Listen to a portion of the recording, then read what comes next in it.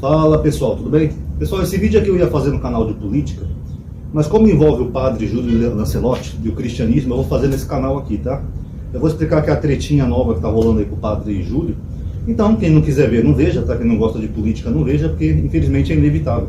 Porque tem um fator político e um fator religioso. Como esse canal é de religião, teologia, então eu vou fazer nesse canal, tá bom?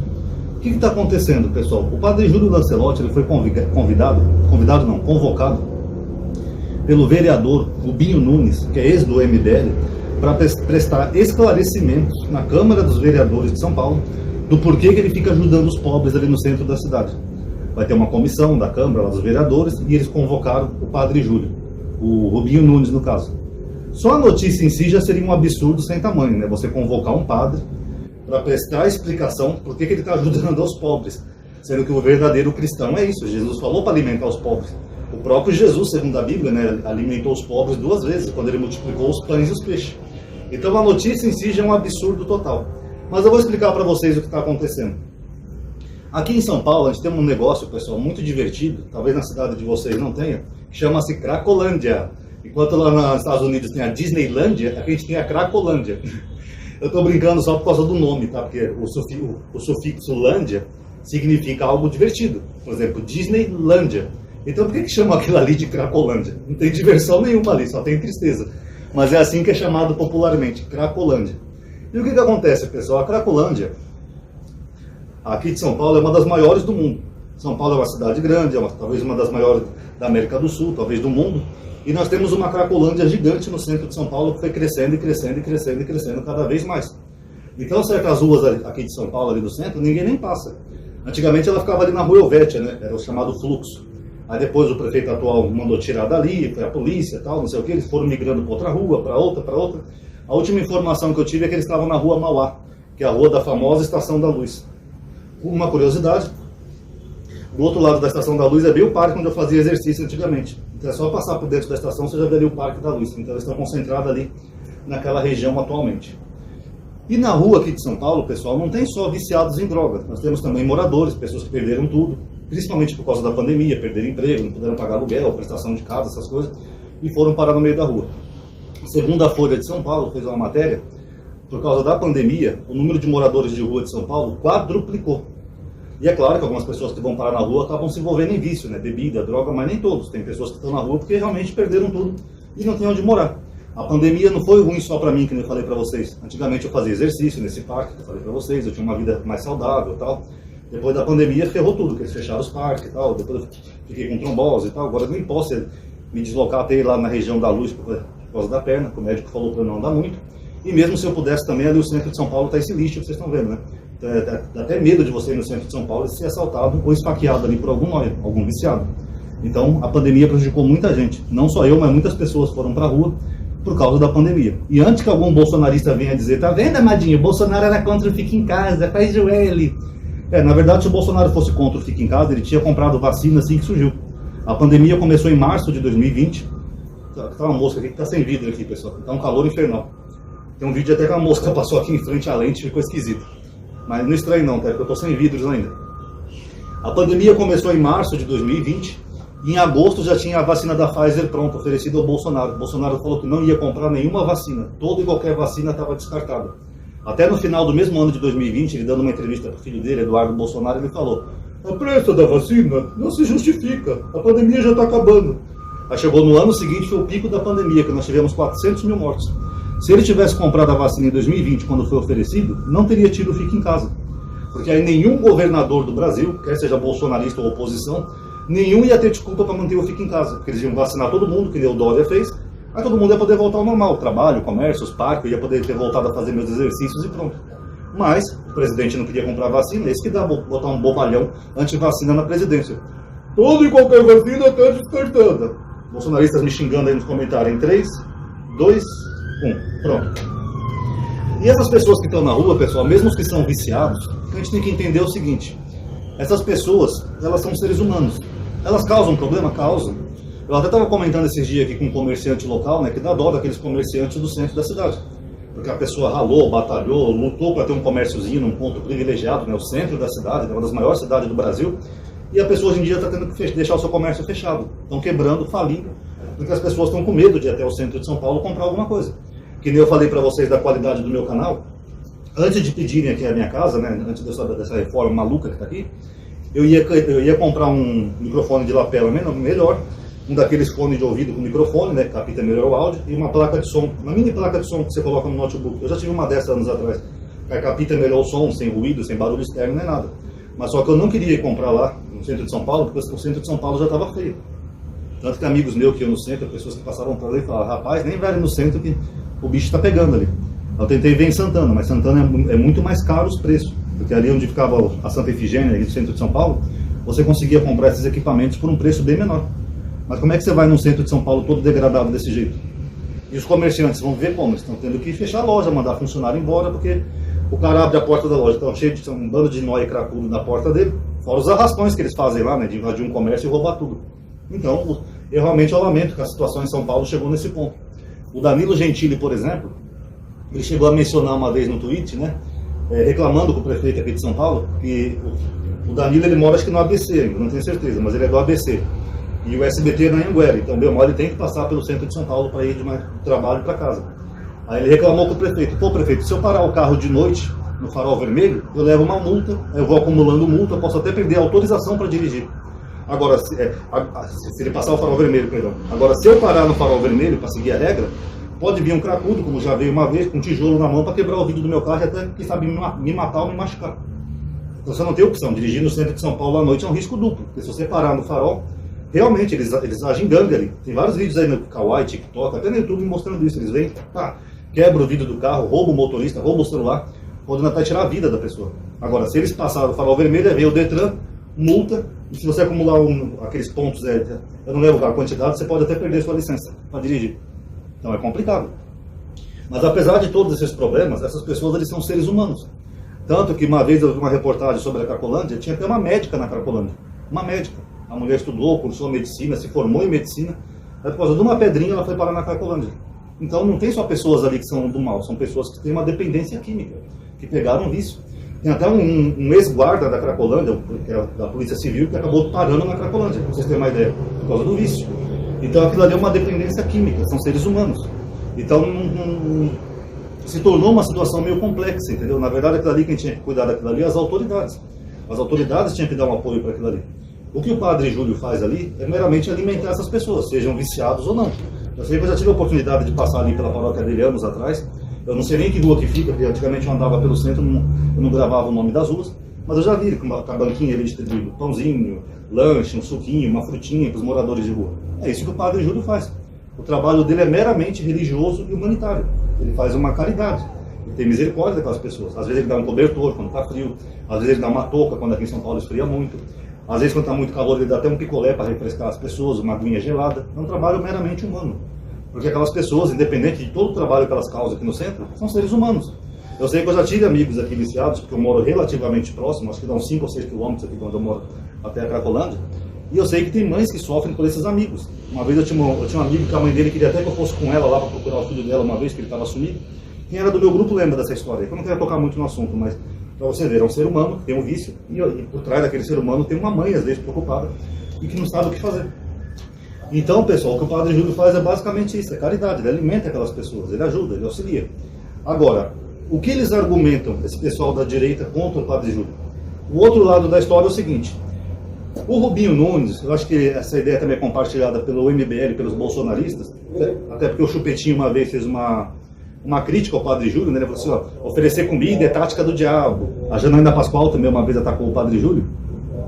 Eles argumentam que o Padre Júlio, alimentando aquelas pessoas, ele mantém aquelas pessoas ali por causa do alimento, então automaticamente prejudica os cidadãos e os comerciantes da região central. Pessoal, tá vendo? O padre fica ali alimentando, então se eles têm que comer sempre um lanchinho de graça, tal, por isso que eles ficam ali de boa. Na verdade, esse argumento é falho, pessoal, porque mesmo se o Padre Júlio não tivesse ali, essas pessoas continuariam ali. Elas não estão ali por causa do alimento, por causa do pãozinho que o padre dá. Elas estão ali porque elas são viciadas. E se não tivesse o Padre Júlio ali, a paróquia dele, a caridade, nada disso, elas iam roubar para comer e continuar ali do mesmo jeito. Elas já roubam para usar droga, elas iam roubar para comer do mesmo jeito. Não ia mudar nada. Então esse é um raciocínio até estúpido desse pessoal, achar que o padre está alimentando uma indústria de viciados no centro de São Paulo. Não, ele está prestando uma caridade. Com ou sem o padre, eles iam continuar ali do mesmo jeito, porque eles são viciados. Então, acreditar que o padre é o responsável por isso, com todo respeito, é de uma ignorância sem tamanho. O responsável por isso é as autoridades. Por exemplo, o Kim Kataguiri. O Kim Kataguiri aprovou um pacote de medidas que ele quer punições maiores para crimes menores.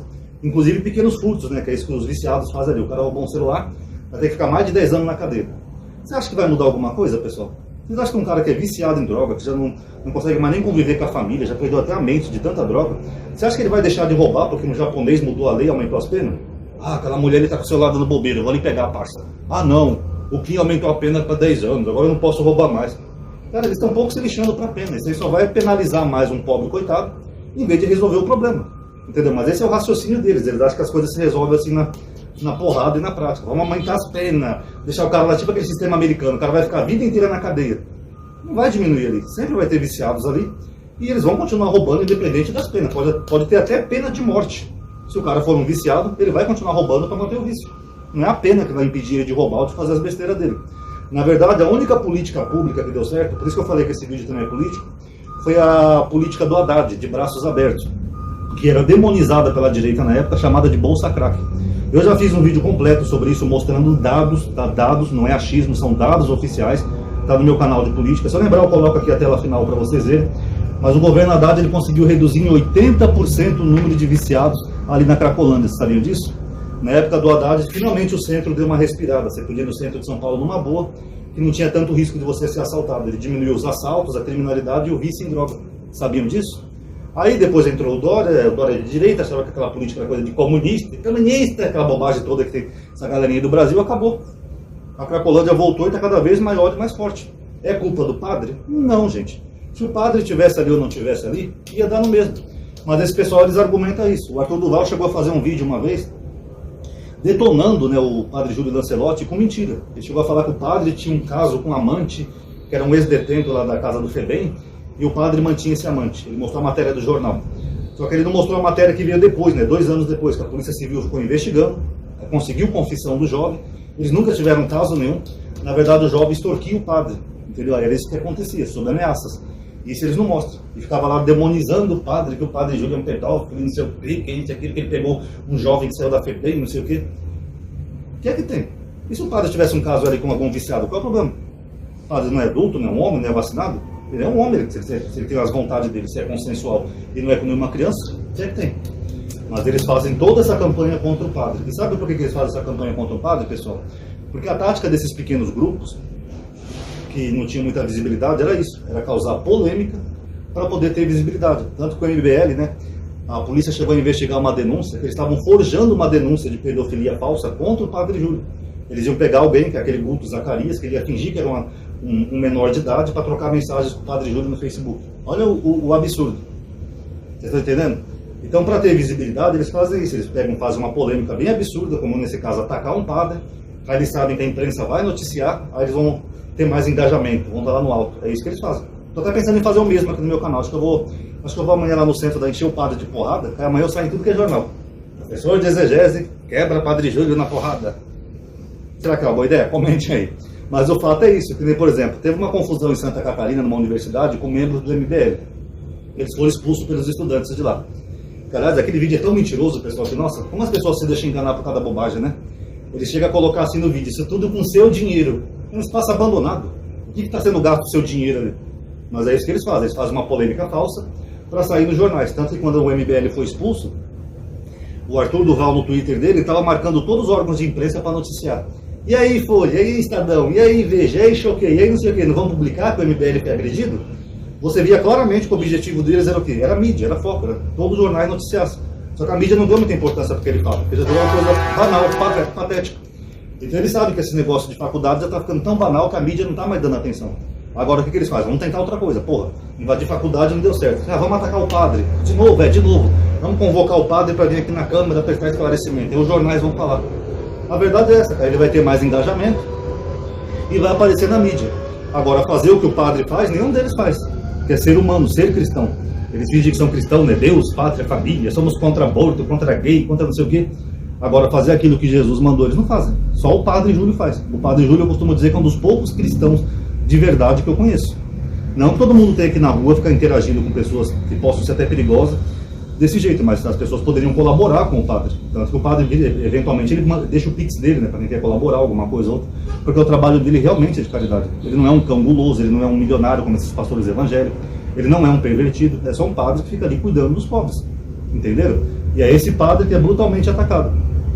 Agora, esses cristãos são cristãos de Araque, né? Por exemplo, quando você fala em aborto, você é comunista, você é anticristo, você é contra a vida.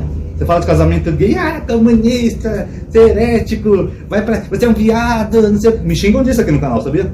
Agora, quando você fala de alimentar os pobres, então, que horror, isso é coisa de comunista, alimentar os pobres, vai pra Cuba. Porra, que cristãos que são esses, afinal? Eu costumo dizer que eu tenho respeito pelos cristãos, os de verdade, os de Araque não. Porque eu conheço a Bíblia há anos, eu ensino aqui sobre a Bíblia aqui no canal, e eu garanto para vocês, o Padre Júlio está mais próximo daquilo do que Jesus ensinou, do que esses bobalhão que ficam fazendo escândalo por pautas morais. Tá? A verdade é que o Padre Júlio põe a mão na massa, ele vai lá, ajuda e alimenta os pobres. E vira e mexe, ele vira alvo desses grupos. Inclusive o Danilo Gentili, né, fez piadas homofóbicas com o padre, nem sabe da vida pessoal do padre, mas fez piada homofóbica com o padre. Eu até comentei no Twitter dele, bem educado, o Danilo me deu uma patada, né, porque, claro, a pessoa chega a um certo patamar de fama que a pessoa se acha que é... A pessoa se torna um semideus, né, foda-se, vou atacar o padre e pronto. Então é uma pena, pessoal, que aconteça isso, entendeu? Eu acho que o Padre Júlio já tem uma certa idade, ele já está bem idoso, né, aliás. Ele sempre fez um trabalho incrível ali no centro de São Paulo. E se um dia, Deus o livre, o padre partir, o trabalho dele acabar ali, vocês acham que vai mudar para a Colândia? Não vai mudar nada, pessoal. Porque só o que muda é aquilo que deu certo. Albert Einstein, ele tinha uma frase que ele falava assim: a definição de estupidez é você fazer a mesma coisa várias vezes, esperando resultados diferentes. Eu não sei também se é de Albert Einstein, tá? Porque na internet às vezes eles pegam frase de um e atribuem a outra pessoa, então gera uma confusãozinha.